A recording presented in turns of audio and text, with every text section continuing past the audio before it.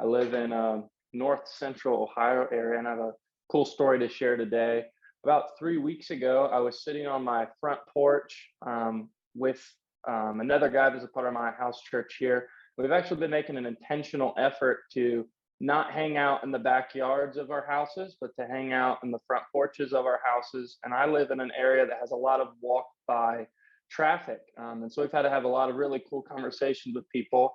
But this day was a little bit different. Instead of a conversation, my buddy literally waved the person up onto my porch. And so I figured he knew this guy because that's what you do when you know somebody, but he did not know this guy at all. He just felt like he was supposed to wave him up onto the porch.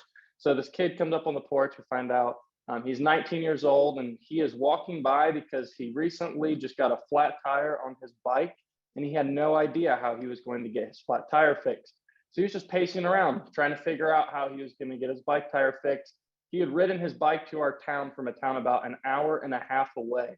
So he was away from home, here to visit grandparents just for a night, and had no idea how he was going to get back home. So we were able to take him to the store and get him his bike situated and good to go. And in the process, we shared with him the story of Jesus's calling of Matthew. We were talking about spiritual things.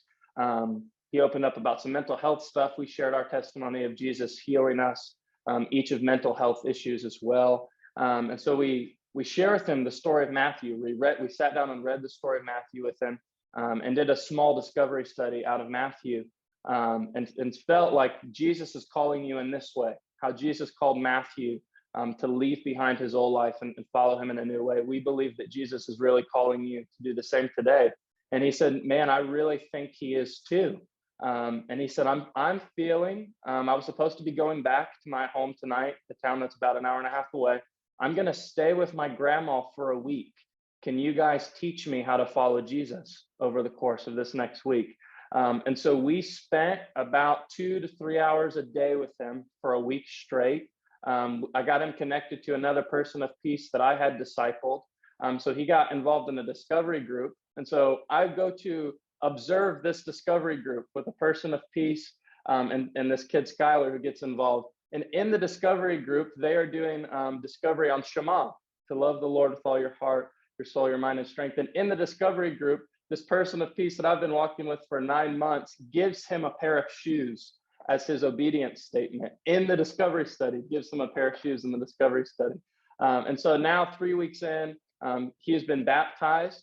And this kid has literally been riding, he has no oikos, but he's been riding his bike around town, taking the sheet of paper, the Discover Bible study that I do with him, and looking for others to do it with. And so please pray for him as he's forming an oikos and doesn't have many people around him, but is being faithful with what he has.